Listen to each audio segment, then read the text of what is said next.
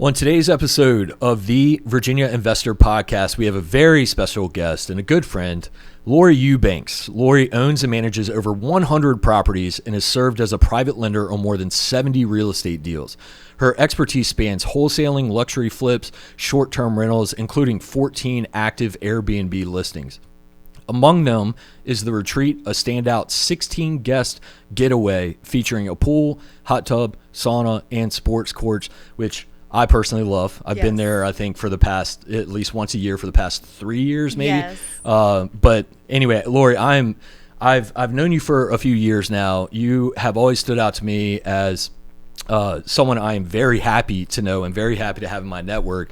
I think, I don't remember the exact time we met, but I do know before we met, for months, I knew that I needed to meet you. And everyone says all kinds of, good things about you, a good reputation.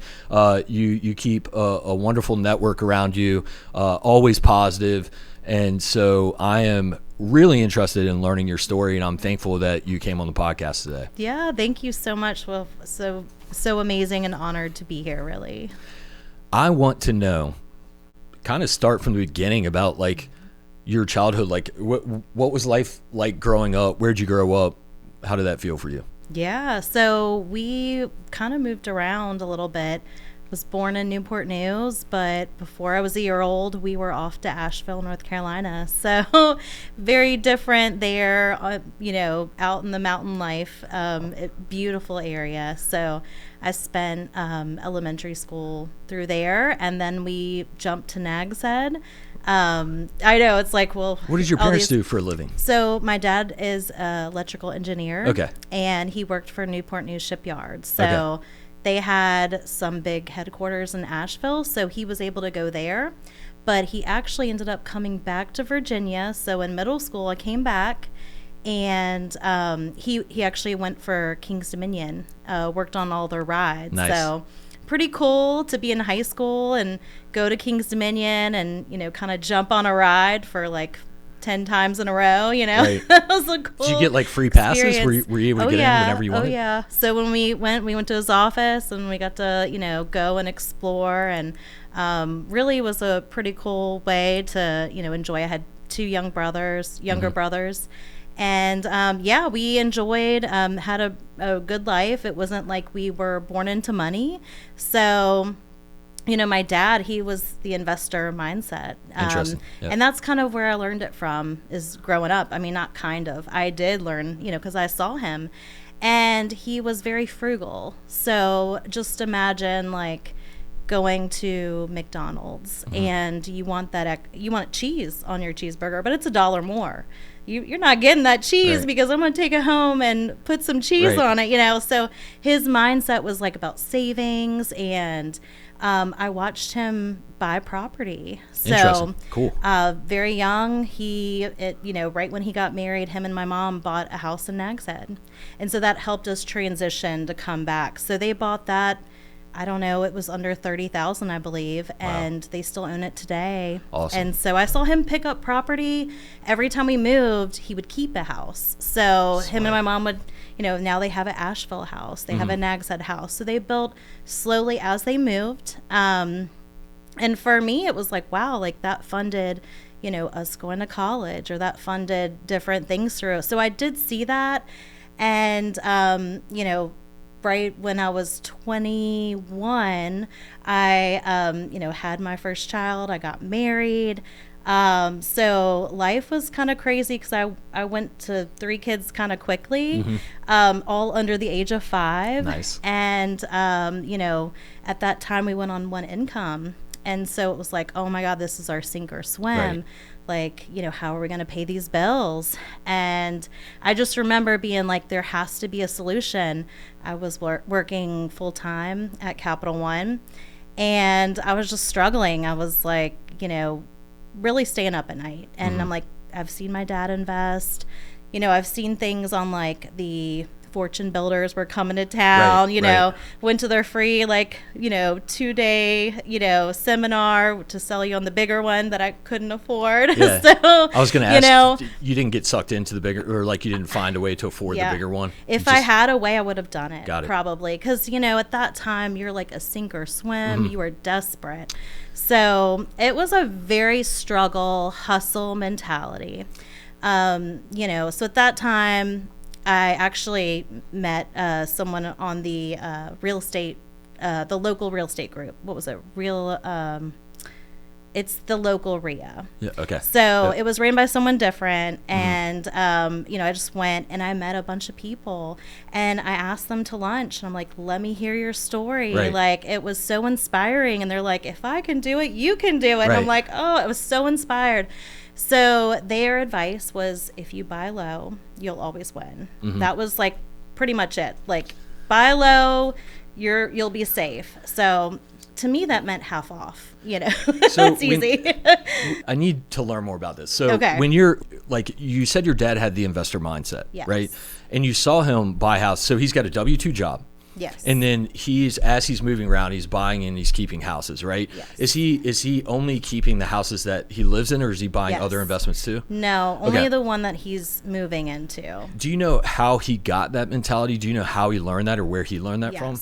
He grew up very poor. So, he made every nickel and dollar count. And when he got a job, he was able to learn about banking. So he was the guy who, researched everything. Okay. He's proud to call himself a geek, and he loves numbers. He could tell you the day he learned about negative numbers, which is as such an engineer, right?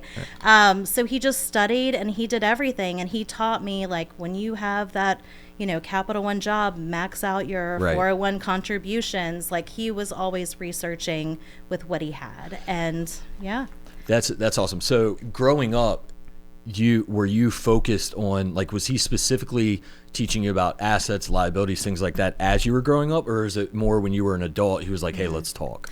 He would always mention it and try to teach me about stocks or different things. But to be honest, I was not because you're interested. A kid, right? Yeah, I was like, okay, that sounds great. But actually, my parents ended up moving back. So they actually left when I was 16 and I moved in with a friend's family. So because I was in high school, at that time I was very much established, so it was interesting. So they ended up leaving, and then, I got a job very quickly. Right. So for me, it was now I'm learning life lessons very quick. I went and got a job, Capital One. Capital One actually contributed to my community college. And I did get my paralegal degree, which I ended up never using it because, I had a job at Capital One with benefits. And but I've used that knowledge, with contracts and negotiation, just different things with that degree. But it's been a stepping stone. So really, I wasn't interested until I hit the struggle. There was no, I was comfortable, I think. So from 16, you're living with a friend and their family, and then you're finishing up high school. Right. Yep. And then once you get through high school, you go straight to Capital One at that point. Or more or less. And then and then they are helping you with a community college to some degree. Yes. And then you're going to community college to figure out paralegal work. So Capital One, and then you start having kids. Yes, right away. Before I graduated college. Got it. So and where are you living at this point? You're in Richmond area? Yes. Okay, cool. Yes. And so that puts strain on you financially. Oh yeah. And then you end up are you looking at anything else, or do you is it one of those things? Help me understand your mindset here. So you are struggling financially, you have kids that you need to support, and you have a W-2 at Capital One, which could lead to really a high salary. And I mean, there's tons of, I assume, a very tall ladder at Capital One, right? And so is your mentality, were you more figured out yourself, call your dad and learn more? Did you reach out for help at this point? Oh yeah. And so it's interesting and important to know that my dad encourages investing, but my mom does not. Interesting. And they're together. So sometimes I would call them and I would ask for advice. And my mom would give me advice. My dad's like, I'm going to call you back. And he would wait. Smart. You know, so their advice was very different. So when I actually was interested in investing as a way, my dad was like, yes, like, let's go out and do this.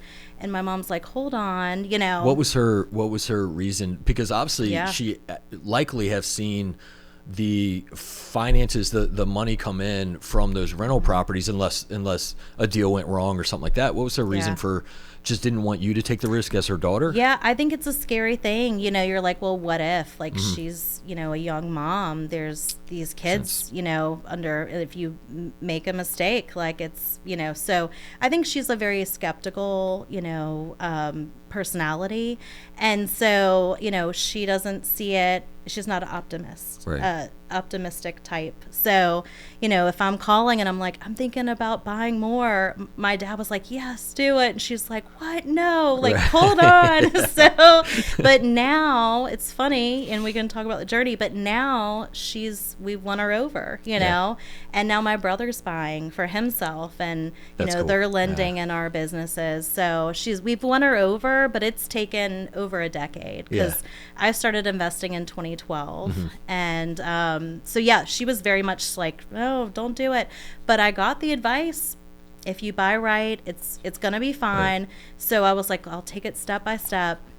Is that what your dad told you? Is that advice from your dad, or from Fortune Builders or something like that? It was really the real estate group, the local free group that you go to. I think now they have a yearly fee, but it was just taking people out, and that was the advice. Go out and buy, take action.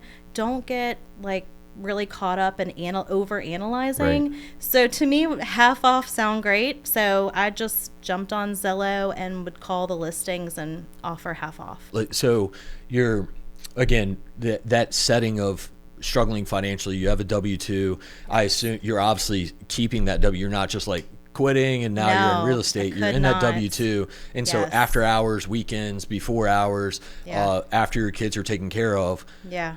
What is your method into real estate? I mean, you just mentioned it, but like, what did that look like? Yeah, so it was just really calling those Zillow listings and, you know, offending a lot of people because you could imagine if a house is listed at, I think, like 150, because 2012 pricing was a lot less.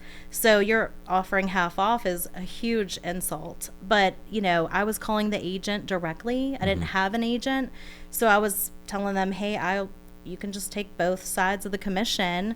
You know, do you think we can make it work? And they would usually say no. Like, the price was ridiculous. But finally, I got a little 3-bedroom rancher in Hanover on Georgetown Road. And they were asking like $55,000-$60,000. And so my offer was half off.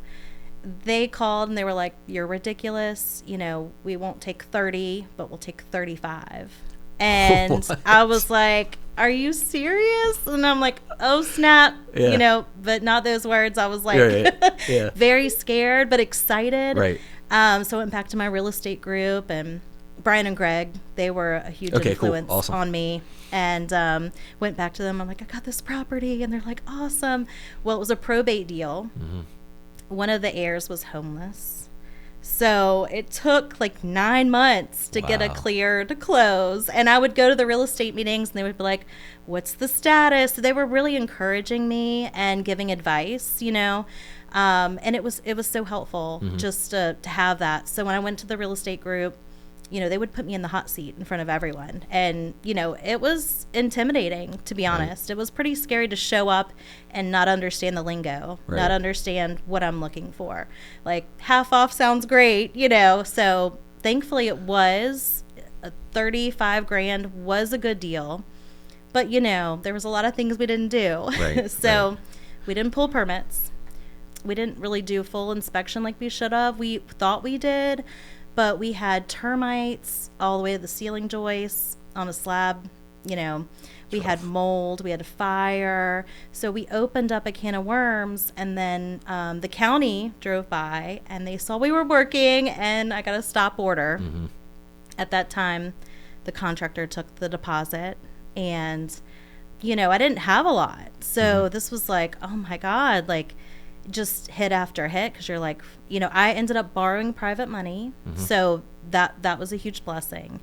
But, when you're like the first deal in a full gut job, like anything could happen. So, you're just never prepared. Anybody can tell you what it might be like, but until you're in it and you feel these real dollars and you're talking real money and, someone takes your money, right. and it's very intense.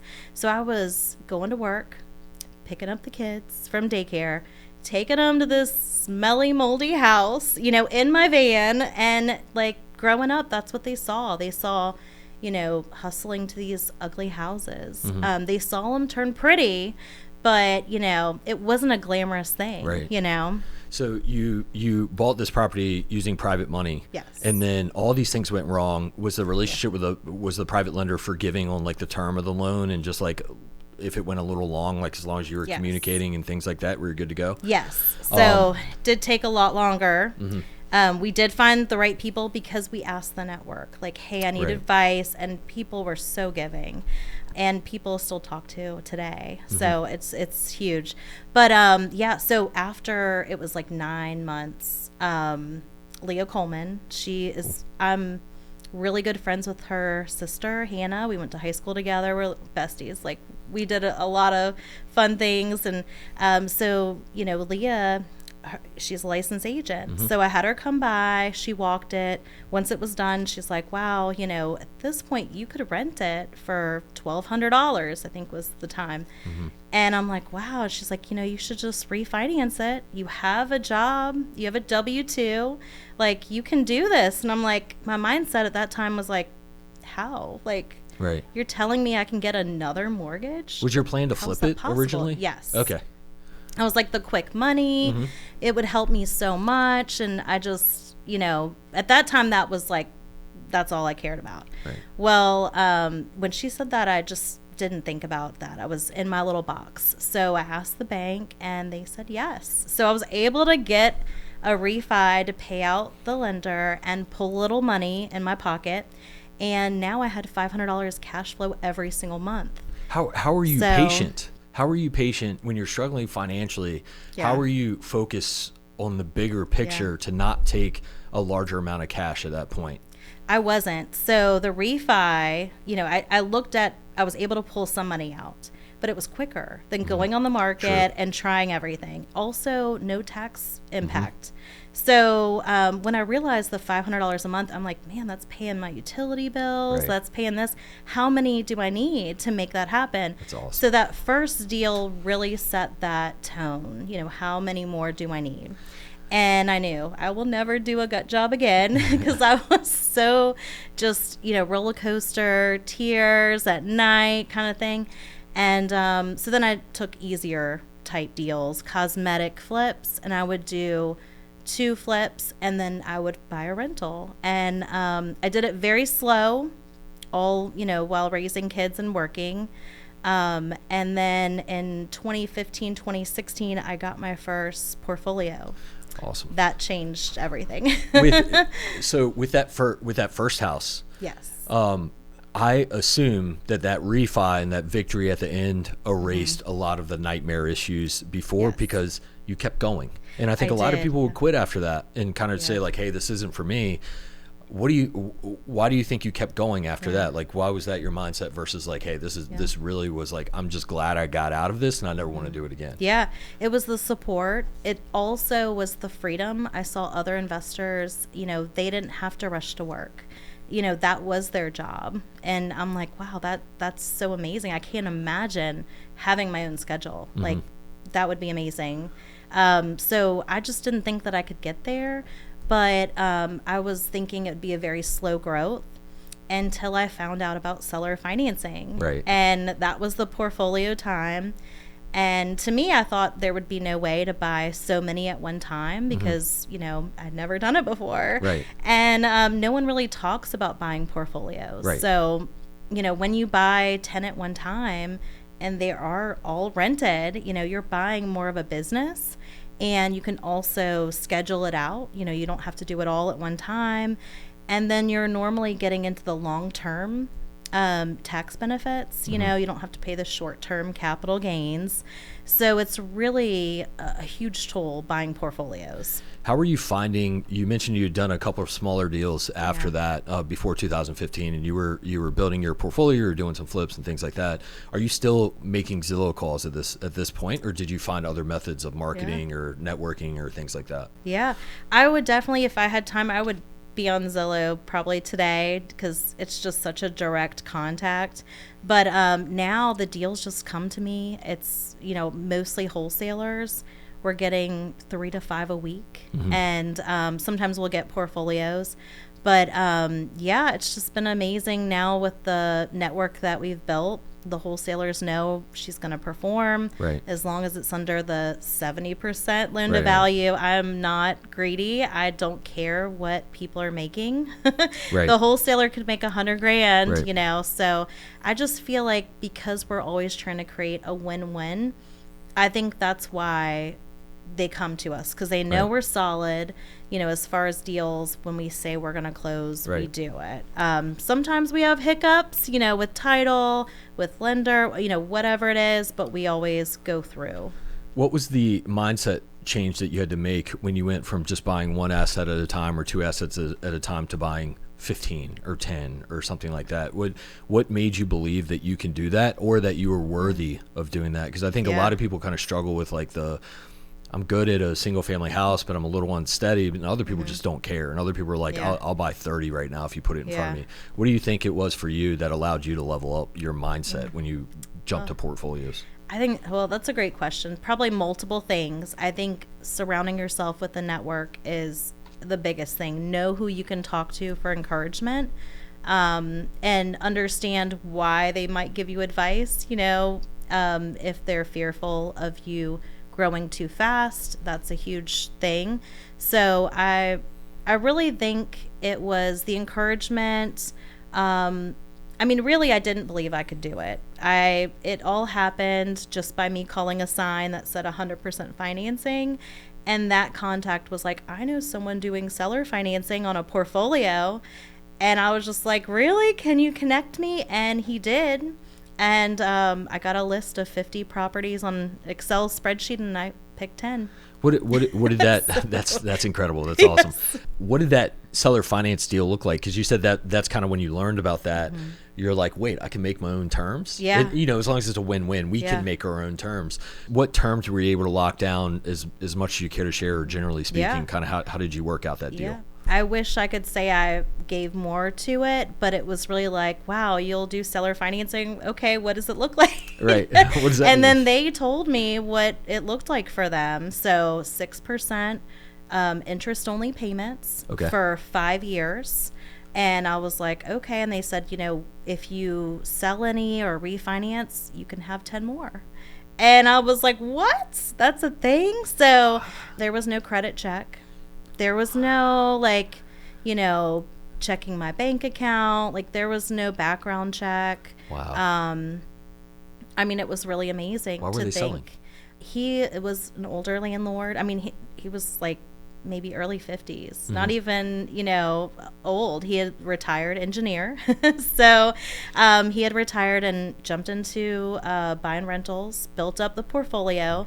And he had been building for 30 years. So he was like, you know, I'm getting tired of the tenants. He'd pick up cash from people. You know, he was, you know, out there hustling. And so he's like, I'm just getting tired. And then he realized, well, I know the value of my properties. They're all pretty much north side Richmond. So he, awesome. You know, I picked up Haynes and Barton. These are streets where they're going for $500,000. Yep. Well, back then we were picking up for 90, 100 through seller financing at 6%. So how many of those do you need to be financially free? So that's what we did. We bought 10, and then we bought 10 more from him. When you say we, did you have a partner? No, I do say we a lot. It's definitely something. Now I do have a partner, but at that time it was just me. At that time I had young kids. I was a single mom.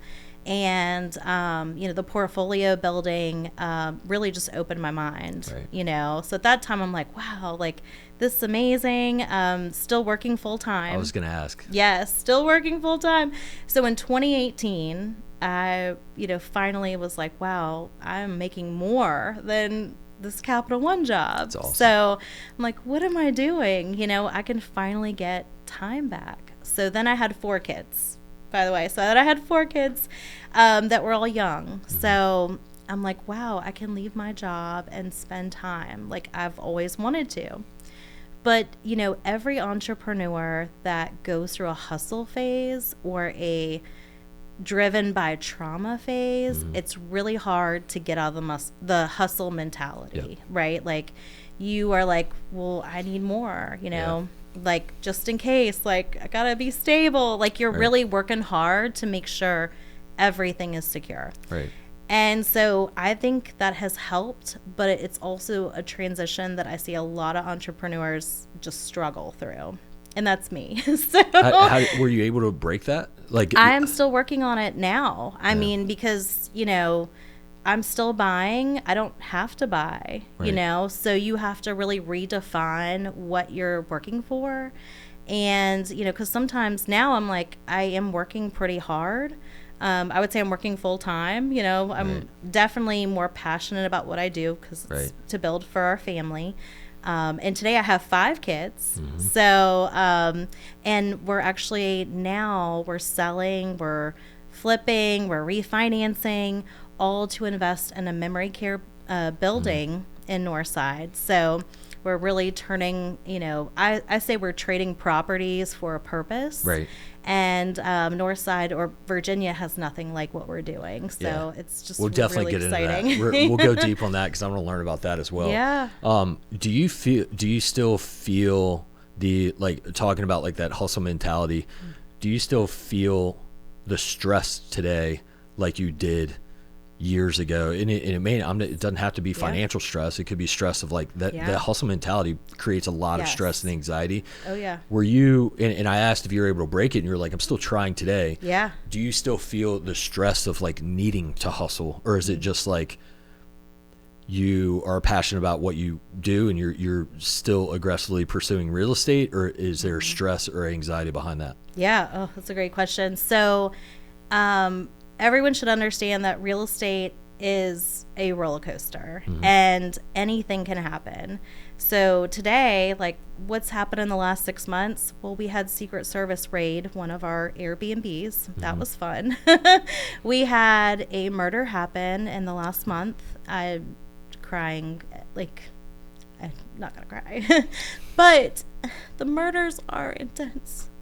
Yeah, because you had a relationship with that tenant, and it's anything like that where you have a relationship with another human being, and in some way, shape, or form, as a landlord, you feel obligated to protect your tenant and make sure they have a good experience and things like that. You can't always do that, and sometimes the tenants will put themselves in situations that you don't want them to, or that you can't control. But sometimes things like that happen, and it's part of being a landlord, and it's hard. It's real.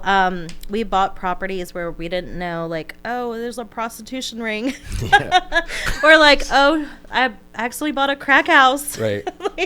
And these are real situations. So like, you can say like, oh, I'm thick-skinned, I can do it, but like, you're never ready for that call, that intense emergency call. And so you just have to breathe. And I feel like I've done really good at breathing, but this last event. Yeah. In property management, we see a lot of crazy things happen, and we do as much as we can to control them, but there's no way we can. I mean, I could share some stories off camera that are pretty, I think, traumatic to some of our team that are completely out of our control, that have happened in the past few weeks and months. But if you're a parent, especially, like, you want to call CPS, like, you want to, and honestly, from buying them already rented, you did not pick the person. Yeah. So, understand what you're buying, but if you let them live that way, then they're just going to make it worse. Right. You know what I'm saying? Yeah, like yeah. you're actually helping them now. Right. So, Right. sorry about that. But yes, so I feel like you just have to set boundaries and standards and understand like you're not doing anything to them. They're making choices and you have to keep your standards. So I'm working with like 6 different property managers right now. Mm-hmm. So as I've been building, it's like I've gone through some bad property managers. Of course. And it's really hard to like think about like giving up like what you built to somebody and making sure they manage it like you intended. Because that's the other thing. The other thing I'm working on is like thinking like you can do it better. Like you have time for it. You know, like first of all, I'm not the best at property management, but it's really, I think you have that worry of letting control go. Mm-hmm. And I've had partnerships not work out. I've had situations where I've lost money. I've had things happen where it really impacts, you know, you just got to have a standard for yourself and, you know, be ethical, right? Like we've ran into a lot of different people in this business where you think it's something, but it's way different. So I just think having the network really helps you get through it. So the stress for me, I am doing more like meditation, more, you know, touching ground, you know, working on grounding, just really putting your feet in the dirt, you know. But just really trying to get into the nature, I think helps me. But yeah, for sure, it's the network and encouragement because some days I'm like, you know, Martine, like, can you talk this through? Or, you know I've called you, or like just sharing has been so helpful. And taxes, like learning all of that. You and I know, like it's just hard to find your way and what's real. Thankfully, we have Chat GPT now where we can have like conversations, like explain this. But, you know, your network is really everything in this business to get you through the stressful times, the next chapter. So, you know, I hope that we do give more of the property management out. I think that would help a lot, but you know, baby steps. One of the hardest things I think about property management is there are hundreds of decisions that we have to make each day or each week or whatever, depending on the size of portfolio or whatever. But there are all kinds of decisions we have to make. Almost nothing is black and white because you're dealing with humans and the way they live and the different things they're dealing with. It could be a terminal illness, it could be a murder, it could be a divorce, it could be just someone broke their leg or whatever, has medical bills, it could be relocation, it could be just someone not understanding their lease or someone getting older or someone just anything that happens to humans. We have to deal with that. And the thing is your client, the landlord, will think about it some way. The property manager will think about it some way. They're not the same person. So the result may be similar. Ideally, the result is similar, but how you get there might be differently. And that's really hard for some landlords to understand. It's like, well, we chose to do this because this is what we think gets us to the result better based on our experience. But this landlord might say, I own 100 properties and I've been doing this for a while. I've always done it this way and this has always worked. So why did you go this way? And so it's one of those things where it's like, it's same in business. When you hire team members, like employees, you kind of say like, if they can make decisions 80% as good as I can as the business owner, chances are we'll be okay. Now you want them to be 98%. Like you want to get it as close as possible. So there's relentless training. There's relentless like leading by example and getting involved and integrated in the company at all times. But it's the same as like every decision for the client. As much as I can get involved or lead by example, or like we have investors on our team that own property and they understand, if they understand what that end result needs to be and they have the right experience, the right coaching, the right processes and systems in place, we can get as close to what that landlord would want us to do on a general scale.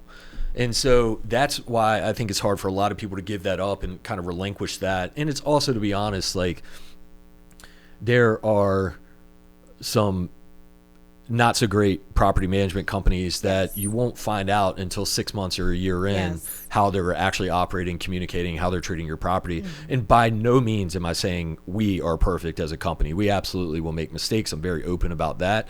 But I don't think any property management company is always going to be perfect. So there's going to be some sort of mistake along the way or some different whatever. But you have to find someone that closely aligns to what your values are and what your beliefs are and how you want your properties run. And if you can find that, then hopefully you'll be in a good spot. Yeah, I 100% agree. And if it's something that you don't want to learn, just get the property manager at the very beginning, and you can just cross it off your list. Right, exactly. Yeah. Learn to not do it from the beginning. Set expectations early. That communication, we always say like first 60, 90 days is the most. If we can win over trust, I should say earn trust the first 60, 90 days, we're good for the next 4 years. Yes. Like we just know each other, we understand each other, but the first 60, 90 days are pretty telling in how that relationship is going to go. When you're buying these portfolios, are you on renewal, like fixing these properties, rehabbing them, or are you kind of like letting them roll? That's the beautiful thing. I mean, I've just been letting, if they're paying, they're staying. I mean, if they want to, so we've had some where we bought them and there was like no way we can work this out. Like they are just keeping it in terrible condition. I've let some where like they were paying and, we didn't pick them. And that's the thing. Like you don't know anything about really what their personality type, how they're treating it. So, when you're buying a portfolio, it's just different. Right. But yeah, we quickly learned how to spot them. What's going to work out. You invest across different strategies. Like you've, from what I understand, you've done flipping. You've obviously gotten an awesome rental portfolio. You have Airbnbs. You probably at some point have done wholesaling, whether it was on purpose or not. What was there a specific thing that drove this diversity? Like when you're doing these rentals, but then I guess you would flip from time to time, likely for capital, or just the numbers worked out better that way. And then what kind of drove your ambition to grab some Airbnbs? Yep. So I'm pretty simple. For a while, it was just like very vanilla. Like if it's going to cash flow more than $300, we should consider keeping it. And that's what I would do if I could refinance it. And it worked out great. But if I felt like I needed some cash, I would just, flip and keep the money. But yeah, we were wholesaling because, when you get a lot of deal flow, you can't buy them all yourself. So, I would wholesale to my brother, Martine, or, people in my circle. Was very easy. And they were so grateful. So it was just a win-win. But yeah, in 2020, well, actually, I'll back up. In 2019, I went to the Quest Expo. And that was a self-directed IRA company. And every year they threw an event. And wow, what a great place to think of when you need money. Go to a self-directed IRA, company. That's where people are investing retirement money, but they don't have a deal to invest, So going to those groups, it was amazing. Martine actually made us a shirt that said, "We have deals. Need money. That's Ask me more." So people were just walking by handing us cards. That's awesome. So it was just amazing. Well, when you go to events that are out of your state, people just share more. And so we were having a side conversation with an investor, and he was buying all these mansions. Like he was mansion rich. And I'm like, how is this happening? We started the same year. And he's like, easy. I will find a $4 million mansion. I'll offer, pretty much like half off, like $2 million or $1 million. He's getting extreme discounts on these mansions. And then he would ask for seller financing. And I'm like, so the seller will finance this mansion? Tell me more. And he's like, well, they're mostly business owners. They understand, like, it's a larger property. So, they're more willing to work. And it was just like a little seed of knowledge. So I went home. I told my friend Ryan, who's also an investor, agent as well. So I'm like, hey, I heard about this. And he's like, interesting. And he just pulls the laptop out and pulls up Zillow or MLS, one of the two. And he's like, let's try it out. So he pulls up the $1 Million Homes and just starts calling the agents. And, almost everybody said yes, they would seller finance. And it just blew my mind. Like, never thought like, okay, well, we can't buy all these mansions. So, can you? like, yeah, what are we doing here? So, we thought about like, okay, well, if we got one fully furnished, right, then we could do corporate retreats. And this is 2019. So we were closing January 2020, right before COVID, right? So long story short, I thought I was getting seller financing on this large property in Glen Allen, also known as the Retreat. They said yes to seller financing on the phone, but when we, got into it, it ended up being a divorce situation. They had to sell. Wife wants the money. So they were open on the phone, but not after the follow-up. So I'm just like, man, well, there goes that dream, right? Because we were making offers fully furnished. We even wanted the wine bottles. Like, we wanted it all. And it offended them at first. But, the question was, well, what can you do? And so we got it fully furnished, but they couldn't seller finance. So I told Ryan we couldn't do it, and he's like, you haven't even asked any of your lenders yet. And I'm like, well, we're buying $100,000 deals. Like, we use private money for crack houses, or very low, affordable properties. Like, this one was $800,000, and I just thought, like, that's so much money. It is so much money. And the first lender, Ryan was like, you haven't asked, so try. So the first lender we asked said yes. And it was just such a moment where you're like, wow, I can't even believe I said we couldn't do it. Like, we had never asked for it. We never asked to, think about buying mansions to begin with. And so it's so interesting to think, like, if you didn't have restrictions, what would you ask for? And really think about that, because how do you know the answer's no? Right. Or why would you think you can't do it? Right. So when we got the retreat, we were able to buy it. Because we had flip money, we put money down to buy, but we had a private lender that funded the majority. And with COVID shutting down everything in March, we were like, what are we going to do? Because that was our plan. What business is going to invest in a corporate retreat right now? So we had to put a little bit of money into it, because they did take the art. So I didn't want to paint the house. So I actually ended up doing canvases with pour art, and I just hung the art around so I didn't have to paint the house. I was very frugal with what I did. And we just listed on Airbnb for $800 a night. We're like, we'll just see what happens, because, I don't know what the next plan is other than selling to make a profit. Right. Well, it booked right up. Booked up for $800 a night, sleep 16 people. So we quickly learned that might be a price that's too affordable, because we were getting, larger parties. We're, looking at it. But that one deal changed my whole family's outlook on mindset. Like, the kids were all of a sudden interested, because they had never been to a house like that. So I remember the first time I took them, they acted like we won the lottery. They were like screaming, running around. It was like, and it came fully furnished. So we're like looking in all the, cabinets, like, oh, they left the silverware. Oh, it's just like, we won this house. Like, it was such an amazing journey, because my kids had seen the hustle. They had seen the ugly houses. Like, they had no idea that was possible. Yep. So that deal changed my mindset. I'll tell you, it changed a lot of people's mindset around you too. Like, it was impactful to a lot of people, myself included. Like, that's awesome. I remember there were some nights, I don't know if I should admit this, there were some nights where I was on Zillow looking at mansions. Yeah, because I was like, if Lori can do it, like let me I don't think I stayed down that rabbit hole very long, but it literally was. It was eye-opening that there's a lot more you can do. Why? Because I think you said similar things, and you would tell people about this, and you would say, why are you limiting yourself? Like, why limit ourselves? There are other people who are doing this. I could figure this out too.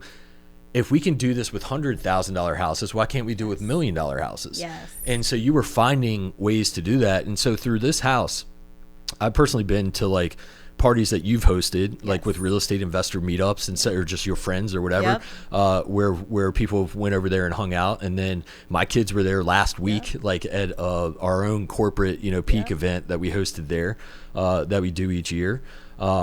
A lot of people talked about this when you first bought it, because you were largely in the, I would say, single family investor community, right? Like these RIA groups and the deal maker community. Yes. Of course, you have people that do commercial and large deals in those, but largely single family investors. And then here you are, you're like, I'm just going to step up and buy this mansion with sports, like a sports complex on it, like 2 guest houses, and then all these, like a pool and all of these, like just an awesome, like hardscaping gazebos and like a creek running through it. I mean, it's amazing. And so when you bought that, I remember everyone around you, everyone wanted to see it, and they were like, what is she doing? And then everyone around you was like, holy cow. And I think it opened up other people's mindset to know that they could do more as well. It was like setting the example for a local community that hey, we don't have to just do the $100,000 houses. Yeah. There's different things we can do. And that's what really, it meant a lot to me when you bought that, because of the example it set for me and for other people around us. So I think it's really cool that you did that deal. Yeah, I love that so much. And it's been a huge blessing for my family. Like we do every, gathering, like birthday parties, like reunions. I mean, we use that. And if it's not booked, I'm there using it like a personal office. I mean, it's just been getting the experience and memories on a deal is far greater than money. It helps that it's profitable too, but I love that property so much. And since 2020, we now have, another larger house we're about to list on Airbnb. It's actually our personal home, that, the mentality of buying bigger definitely helped us secure this house. So 2022, we found this very large house. It's a 10,000 square foot house with the elevator in it, and I mean, it's absolutely gorgeous. We got a deal. It was like $168 a square foot on a 10-year-old mansion on 11 acres. That feels like you're like in the Lion King is what it feels like. So we got that one under contract with the intent to create another retreat, because we're on average making about $14,000 a month on the retreat, and that's the average year round. So we're like, well, we can do it again. So we get this bigger house under contract, and our plan was to go to a DSCR lender because it was over $1 million. Well, DSCR lenders do not like land. If it's over 10 acres, good luck. You're not getting it. Why is that? Because if they have to foreclose on you, they have to take back so much land, they have to now maintain it. So on a deal less than 10 acres, some of them have 2 acre max. So you really have to ask around. Well, I could not find anyone to lend on this deal. So in 2022, I was like, well, that's it. Like I was at that point again, like, well, I definitely tried, but let it go. And everyone around me, my partner, Eric, Leah, who was the agent, everyone around me was like, no, you haven't tried this, or like, no, try that. So we switched it to a primary loan, and we got it. So we were able to actually experience living there for the last That's awesome. 2.5 years. I was wondering what you did with that house, because I know what house you're talking about. I think so. I could be wrong on this. I'm just going completely off memory. Did you experiment or at least think about like some new program at the time where like either content creators or something could come like rent it by the hour? Were you Yes, it was peerspace.com. It's a site that you can go and you can rent time. If you need to rent a space for photography or for a meeting, or and there's a lot of different things on Peerspace for like birthday parties or different things. So we listed it on Peerspace for $1,000 an hour. And I have to laugh about it because I'm like, who would rent at $1,000 an hour?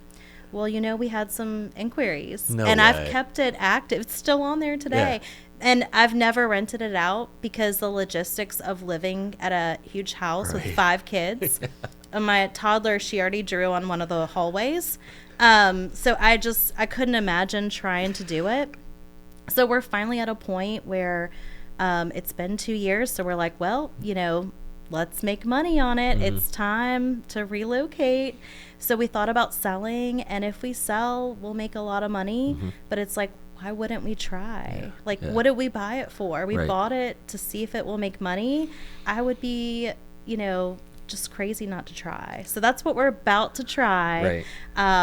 While we also take on this memory care building, and which is our passion.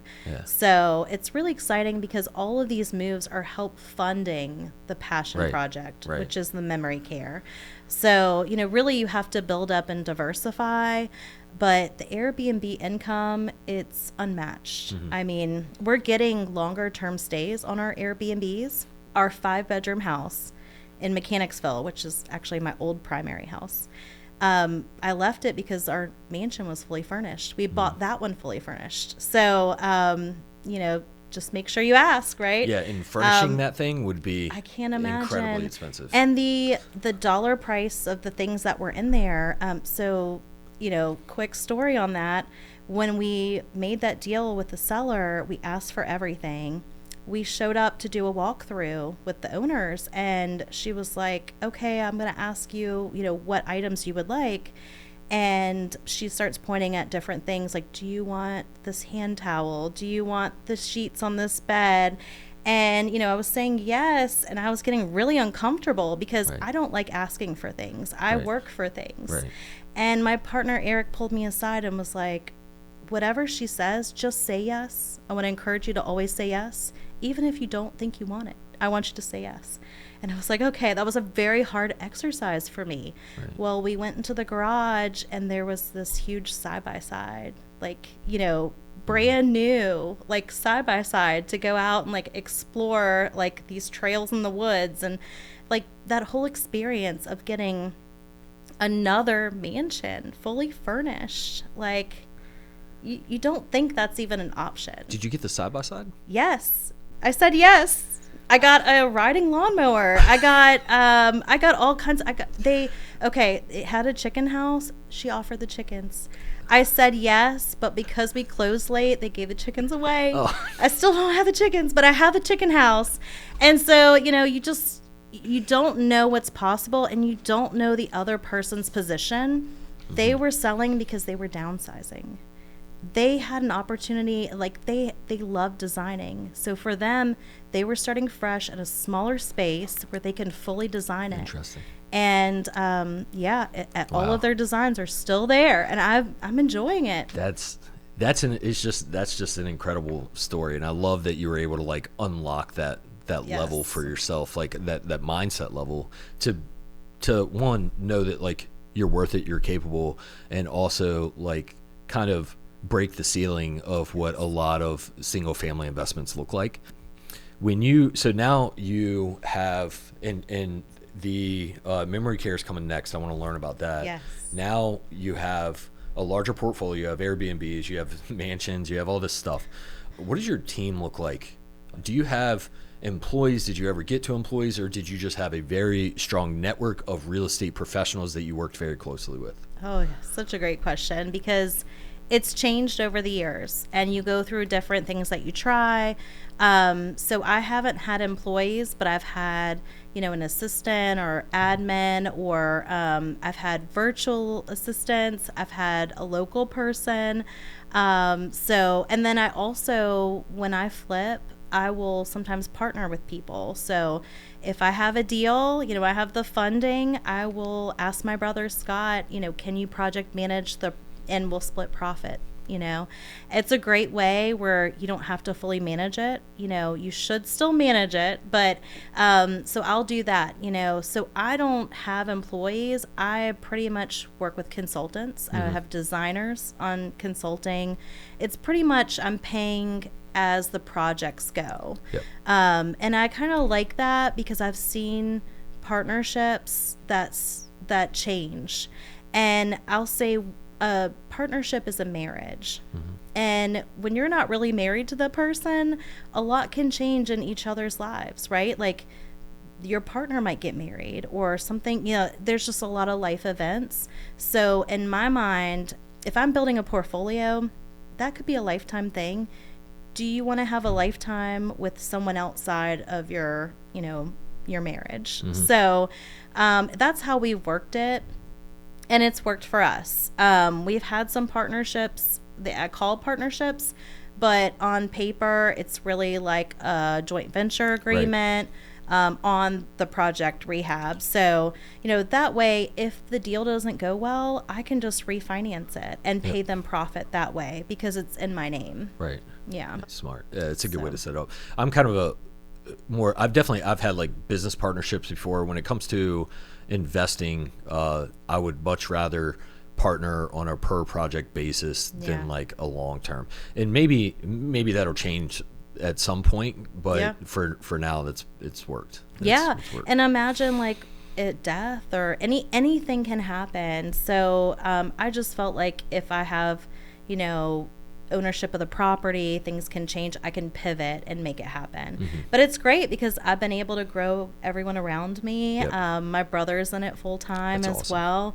And we'll do 2 or 3 flips at a time. But he's also managing the Airbnbs. So it's really just kind of, that's the true legacy, is like when you're feeding multiple family members and they're teaching their family through watching, their investment portfolio grow. So it's just been a beautiful journey, a hard one, because it was generated through a struggle. But like, thank God it did, so much more freedom than I had if I choose I don't want to work. Right. Yeah. It's awesome because a lot of people mention the term like generational wealth. Yes. And that's what you're creating, but you're also creating generational knowledge, and you're doing that throughout like horizontally as well. So not just up and down. So you talk about trading up for purpose. Yes. And you have decided to invest in a 34-room memory care. Yes. What does that look like? What got you to that point? Like, how did that all start? Tell me about the beginning. I mean, it's really like amazing. I feel like you couldn't make it up by how everything has fallen into place. So in 2021, I met my partner, Eric.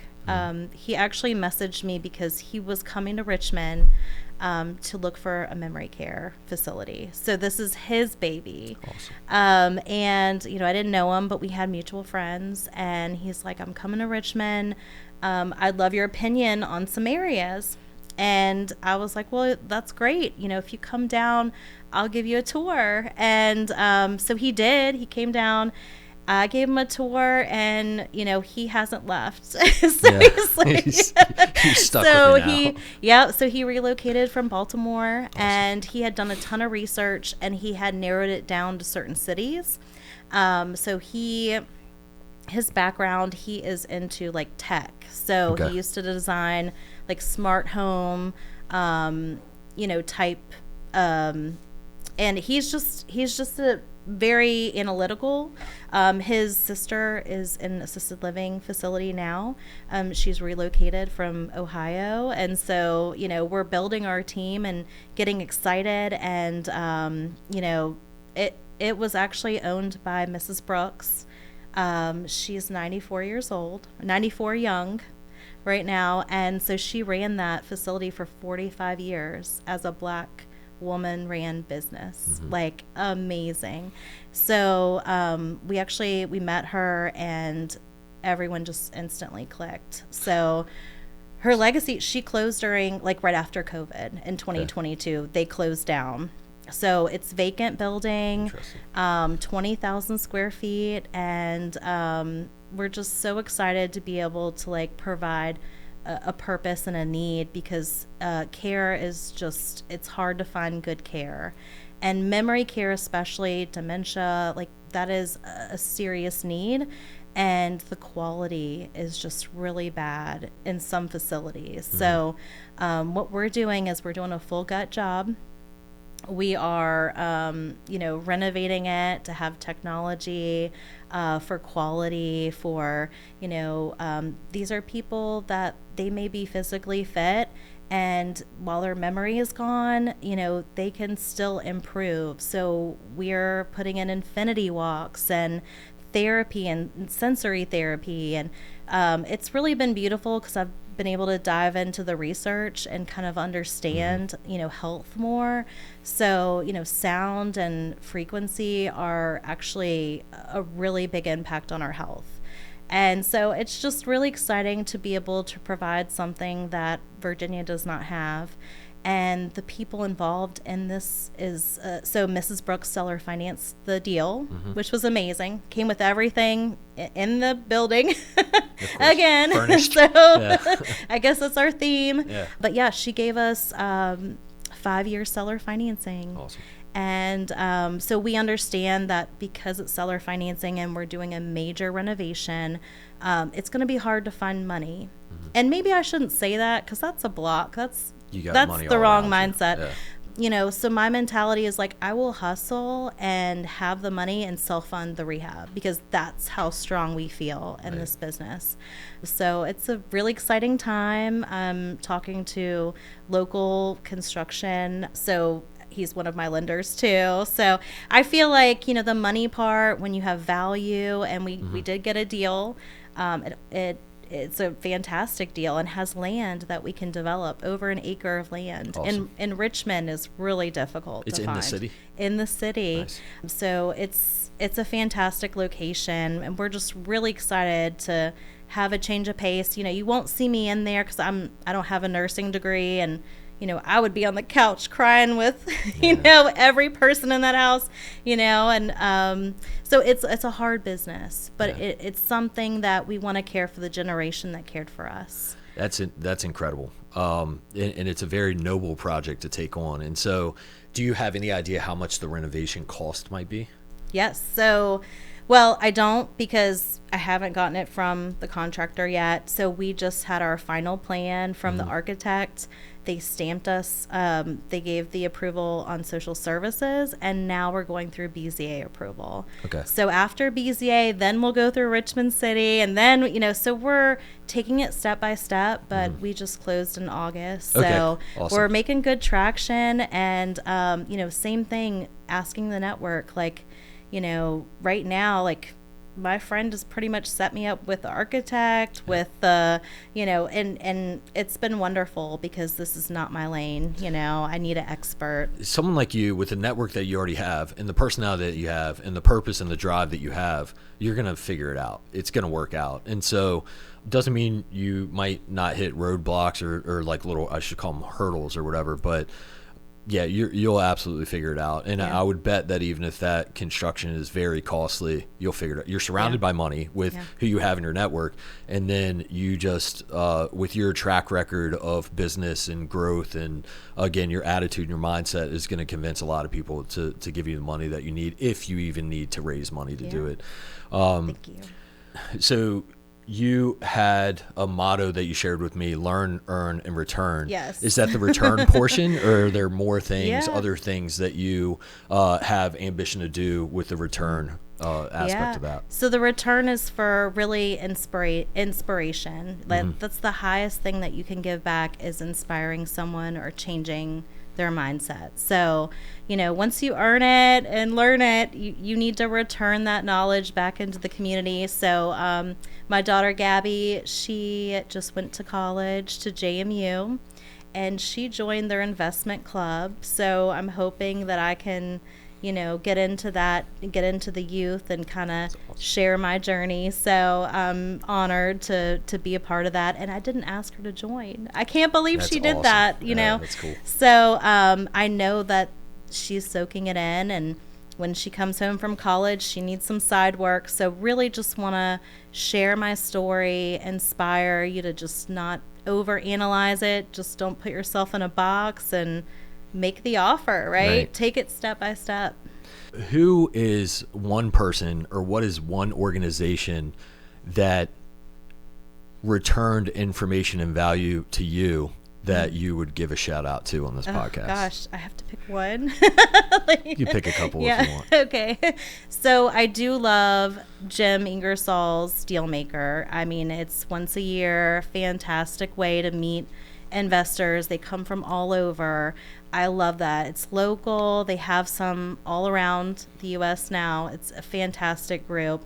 And they have a mastermind that is affordable, that meets once a week, and it's a great network. So I would say that has been huge, but you know, I got to shout out to my girl Martine. Knew that was coming. You know, Martine has just, she's helped me so much and been on the same journey, and it's so fun to be able to share all your dreams, and you know, they don't think you're crazy, right? Like, and she's just been an amazing friend and such a positive impact leader. So I've just enjoyed her, and Leah too, my agent Leah, and friend. And so, you know, there are times it gets hard, and having the right people really matters. The last thing I'll say is, gosh, I mean, I wish I could name everyone, but Quincy Long, you know, Quest IRA is, you know, it's been a huge way to learn and really think outside the box on taxes and self-directed IRAs. And he's been investing with me for so long. And I just, you know, when you have people that you really are great people and they share with you. So you want to learn, just do business with really smart people and you'll just absorb it. And, you know, I just want to also give a shout out to Ashley Cash. I mean, she is phenomenal, such a powerful woman she's got such a big heart. And so sometimes I'll tell her about a deal and she'll say 5 ways we can make money. Right. And it's so out of the box, like the way that her mind works. It's really amazing. But the mastermind groups have been huge too. I just named like 6 different things, but out-of-state masterminds, you know, when you can connect with people outside of your market, which is how I met most of my, you know, people, right? But people are more willing to share, you know, the horror stories, like how it happened, what they did. And I kind of feel like the harder times, like the horror stories, are really what you would rather know than the success. Yep. 100%. And they've encouraged, you know, the crazy ideas. You know, not everyone has encouraged, I'll say. You know, there have been a few people, you know, that said, don't buy that retreat, or, you know, you're growing too fast. And I know I could probably shout out Rich Lennon. So Rich Lennon, he did not agree with the retreat. And I know he would admit that, because he was like, you are crazy. Yeah. Like, and so, but yeah, he's told me like he's thought about buying one now. But it's really been amazing, because everyone has brought such different perspectives. The encouragement has been just amazing. And, you know, I think you don't know unless you ask. Right. So for a long time, me and Martine would play off each other like, we should do a lunch once a week with a different investor. Right. And she would invite somebody, or I would do it. You know, we would ask different people. Well, Martine called me and she was like, you'll never believe it, I asked the mayor, the Richmond mayor, to have lunch with us. And I was like, what? I was like shocked. He said yes. Like, this is wild. Wait, I didn't even think to ask him, you know. And that's pretty amazing. So I told my daughter, because I was like really proud, like, can you believe the mayor said he would have lunch with us? And she's like, well, why didn't you ask the president?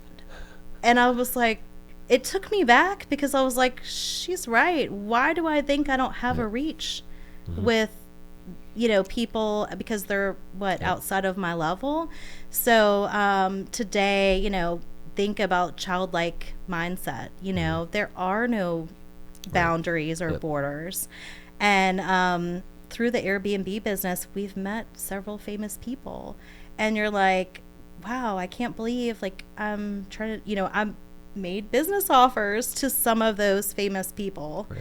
And you're like, well, why not? Why wouldn't I shoot my shot? Why wouldn't I go see so-and-so's mansion? Like, why wouldn't I do that? And it's just been a really cool way to live. That's awesome. And it's that mindset that you've unlocked, where it's like you realize that a lot of the barriers that we have are self-imposed. Yes, all of them are. Yeah. There's not one. And this is how we're supposed to be. We're supposed to be programmed, right? Like they say curiosity kills the cat. Why do they say that?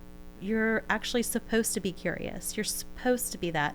But I do feel like what we've been set up for is not to be doing business for ourselves. It's to be working for other people. And, it's opened my mind to, what is important and why are we not forming our lives around that?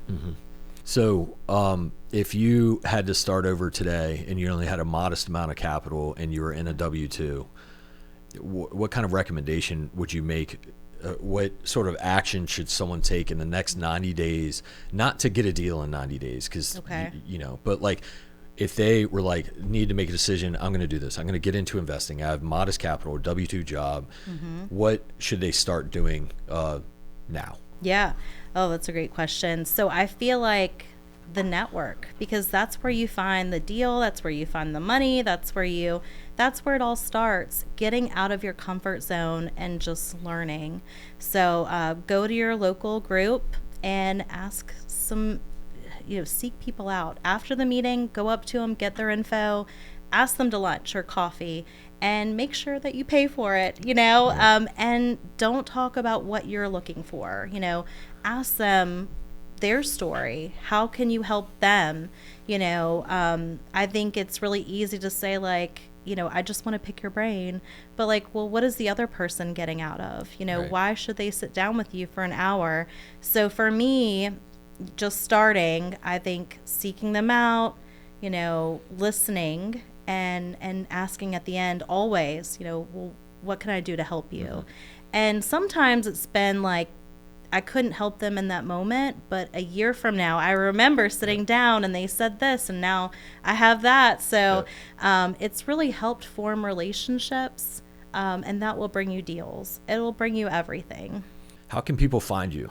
Well, I'm on all social medias, sites, on Martine's podcast. What's that called? The Do It Movement podcast. I'm co-host with her this year, which is amazing.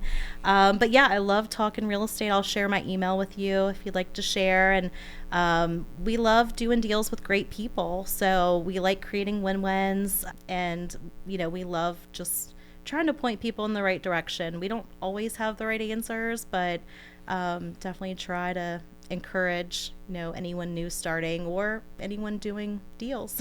Awesome. Yeah, that's great. I'm sure some people want to reach out to you just to learn more, or get some deals going or something like that, especially with like the outside the box thinking, like the mansions and things. Just incredible. Any final thoughts? Oh yeah, I really appreciate you. You've always been a positive impact in our community, and this is just wonderful what you're doing, spending time. So just thank you so much for sharing my story. Yeah, I appreciate that. I was really excited to have you in and learn more about your story, because again, we've known each other for years, but I knew that you were buying property like crazy, and I knew that everyone loves Lori and you're doing some outside the box things, and a lot of people are learning from that and they respect that. And I really, it was awesome learning more about kind of how that came to fruition, the challenges you had to go through, and then like your mindset of how you overcame some of those things. I think a lot of it goes obviously to you as a person and your resilience, but also the network that you've surrounded yourself with to, whether good or bad, to say you couldn't do something or you could do something, but to sort of allow you that room to be empowered to make those decisions, I think is pretty cool. Thank you so much for coming on the podcast and sharing your story. I really appreciate it. Thank you. Thank you so much.